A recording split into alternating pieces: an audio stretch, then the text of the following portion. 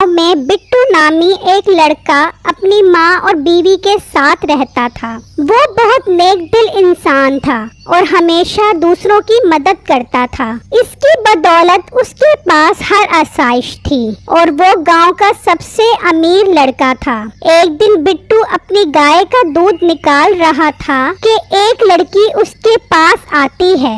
बिट्टू भाई, मेरी माँ बहुत बीमार है, हमारे घर में खाने को कुछ नहीं है। अगर मेरी माँ थोड़ी देर और भूखी रही तो वो मर जाएगी। अगर आप मुझे थोड़ा दूध दे दें तो हमारा भला हो जाएगा।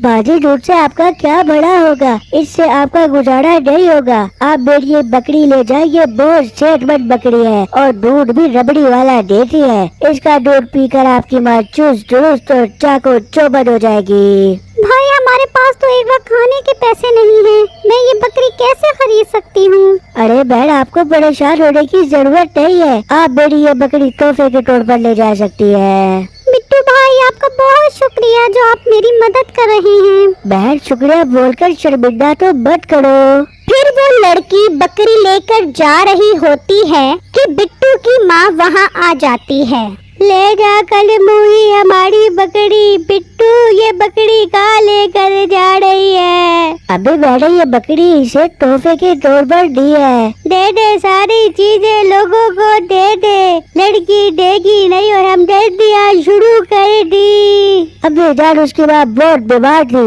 और उन्हें खाने पीने की बहुत जरूरत थी, इसलिए मैंने उन्हें ये बकरी दे दी है। हाँ, सारे जानवर बकरियाँ दे दो लोगों को। अकल ही नहीं है कितनी महंगाई हुई भी है और ये लोगों को गिफ्ट दे रहा है। अबे जान, आपको नहीं पता, मुझे लोगों की मदद कर कर बहुत तस्वीर मिलती है। चल बकवास बंद कर, अंदर आकर मेरे पाँव दबा। अबे जान, आप चले, मैं आता हूँ। उसी गांव में एक जगह डाकुओं का अड्डा था। वो लोग रात के वक्त शहर से गांव और गांव से शहर जाने वाले लोगों को रास्ते में लूट लेते थे।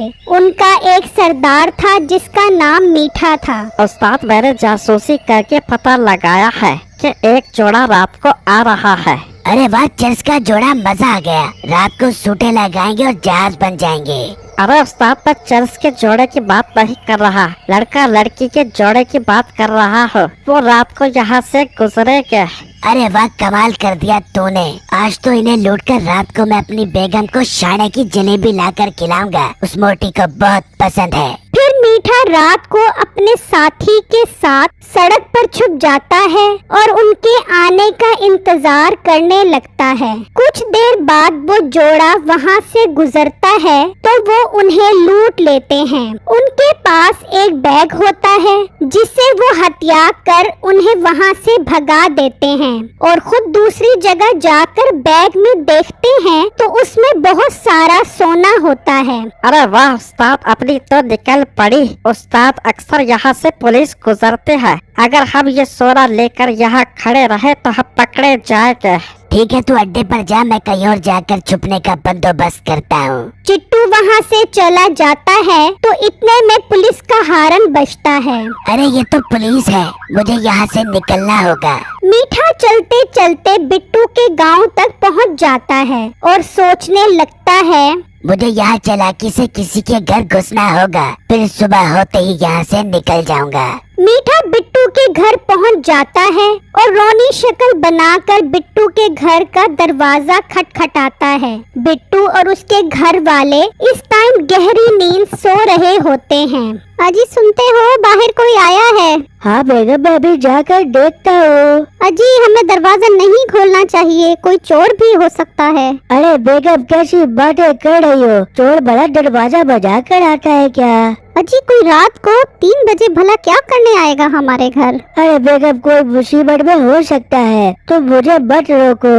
बिट्टू दिल का बहुत अच्छा था और उसका दिल चाह रहा था कि वो दरवाजे पे आए मेहमान की मदद करे, लेकिन उसको क्या पता था कि दरवाजे पर उसकी बर्बादी खड़ी है। जैसे ही उसने दरवाजा खोला तो मीठे की रोनी शक्ल देखकर बोला, अरे भाई, आप कौन है और इतनी रात को मेरे घर के बाहर क्या कर रहे हैं? भाई, मैं गरीब मगर खुददार लड़का हूँ और शहर गांव चल फिर कर सामान बेचता हूँ। और अपना और अपने बच्चों का पेट पालता हूँ। मैं आज सामान बेचने निकला तो डाकुओं ने मुझे पकड़ लिया और मेरी खूब दुर्गत बनाई और मेरा सारा सामान भी ले लिया।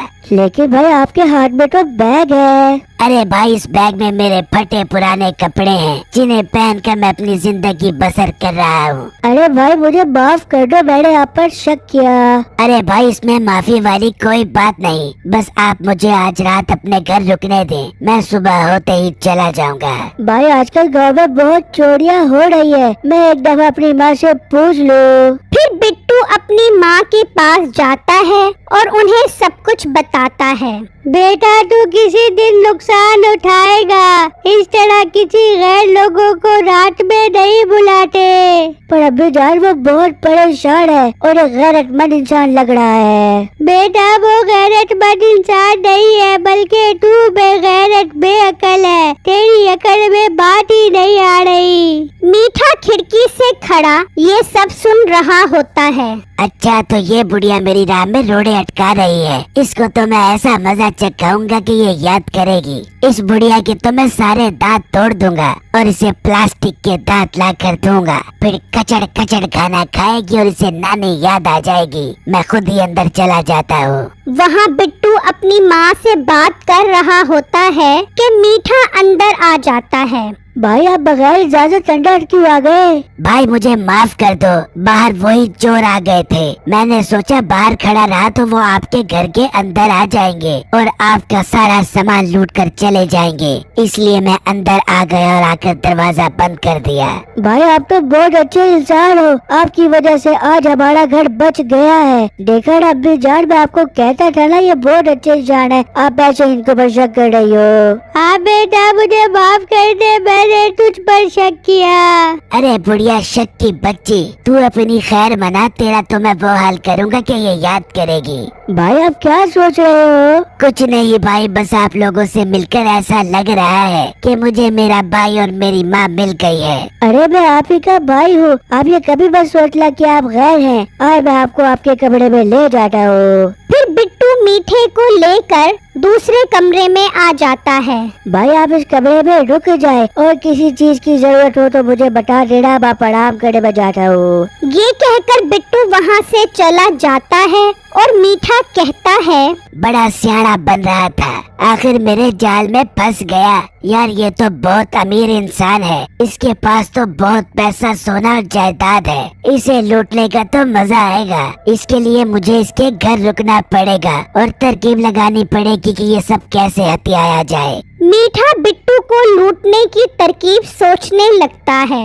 याहो, आ गई तरकीब। मेरी इस वीडियो को लाइक और मेरे चैनल को सब्सक्राइब जरूर कीजिएगा और मुझे कमेंट बॉक्स में जरूर बताइएगा कि मीठा बिट्टू को लूटने के लिए क्या चाल चलेगा। शुक्रिया।